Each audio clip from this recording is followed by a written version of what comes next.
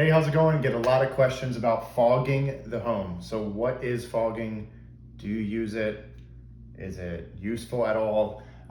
Is it gonna make things worse? Okay, so maybe you've heard some about this, maybe you have no clue what I'm talking about. So fogging is like this fogger, it literally looks like a gun, and you spray very, very small, you could be like a dry fog, thermal fog, like very, very small particulates of water droplets into the air.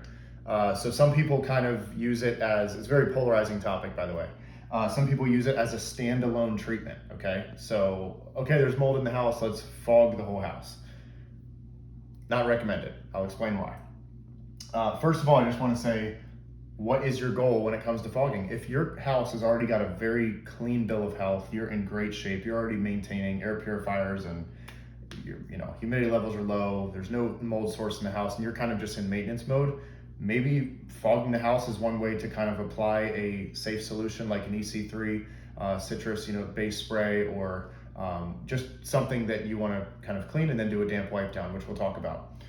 If you have a mold source in your house, fogging by itself is not a standalone treatment. Why? Because what is our goal? Our goal should be removal, right? So if you have mold present in your house, fogging mold is not gonna solve it because it doesn't remove it, right? It might change it, chemically or structurally, or kill it, or whatever these words are, but that's not the goal, at least based on my philosophy and many others, that the goal is to remove this. If mold is like a microscopic plant or tree, which I often refer to, if you had a plant or tree in your house, you would not just spray and walk away, right? You would remove it. So if our goal is to remove the mold, then that's the number one step.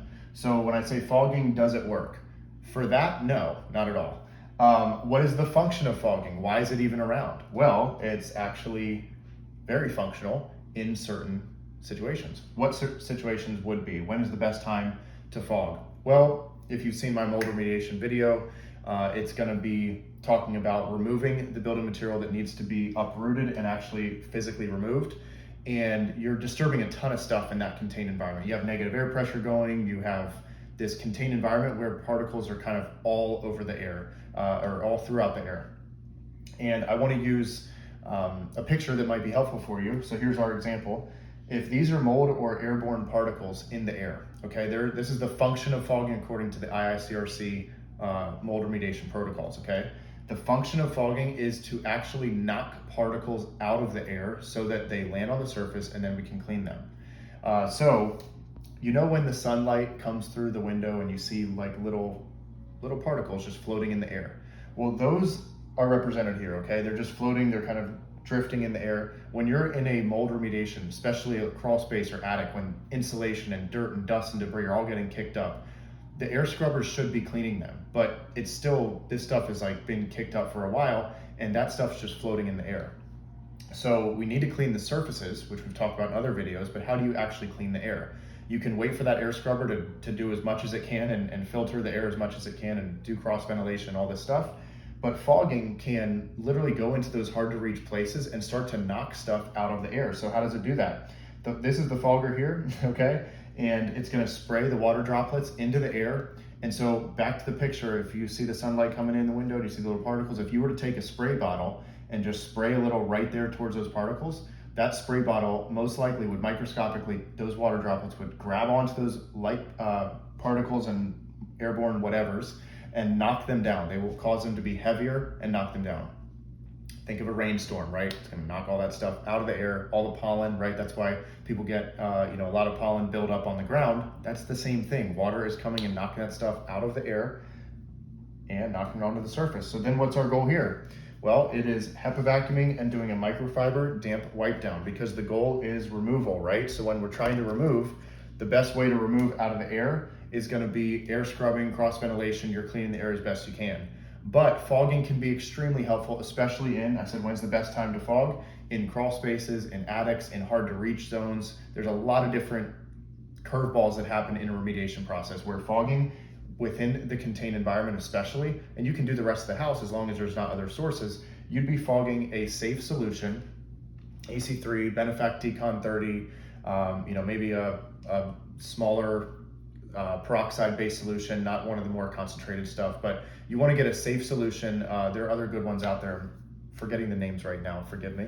BioBalance, I believe, is one. CitraSafe, I believe, is one. So yes, you can fog. That is not the end all be all. I always recommend that it's done kind of towards the last 20% or so of remediation, because we need to really remember our operation of what our goal is here. Remove, remove, remove.